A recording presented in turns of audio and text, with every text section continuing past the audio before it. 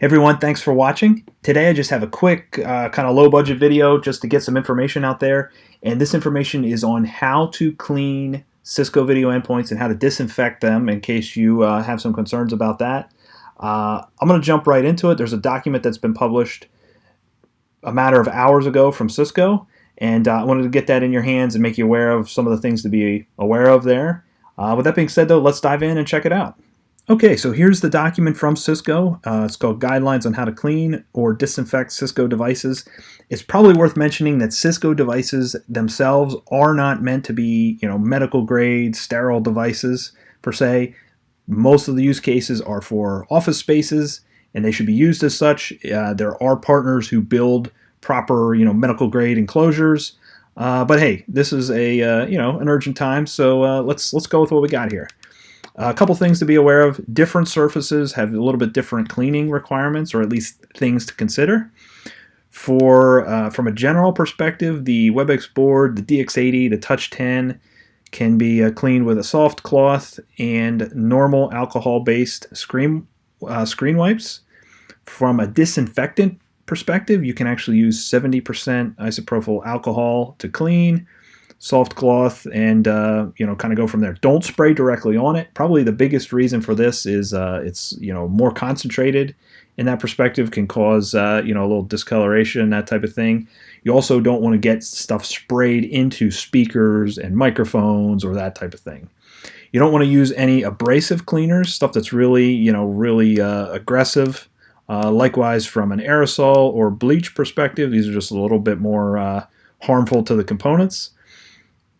And there's other solutions are not recommended because it can dissolve the protective coating on the glass itself. So non-touch monitors, really, I guess there's not a whole lot of reason to be touching the display in the first place, but here is some information on that. Again, you don't want to use anything, terribly, aggressive from a cleaner perspective, because it can damage the polarizer layer on the screen itself. So keep your hands off the display is probably the best advice I can give you here. Take heed of that. From the perspective of plastic and metal components, the bezel around the touch panel, those type of things, I'll mention there is a company called Z-Cover that makes covers that can wrap the Touch 10 so all the plastic is protected, and you can actually take this cover off and clean it. Go ahead and look them up. I might have a link to it I can put in the video description there as well. But likewise, the 70% alcohol solution is to be avoided as much as possible because it can cause some deterioration of the plastic or the discoloration and those types of things. So keep an eye on that. If you do, in fact, need to disinfect it, that's probably going to be the thing to do. Use it at your own risk and use it sparingly. The current media and the news at hand and the situation at hand, is going to blow over eventually. So long-term usage is probably going to cause damage. But do what you got to do for now.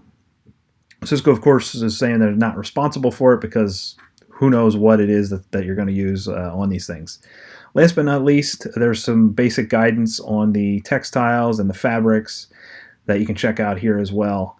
Anyway, this document is going to be in the video description. It's probably out on Cisco's website someplace, but I'm going to have it here. It's on one of my servers, so you can pull that down and reference it. But that's it.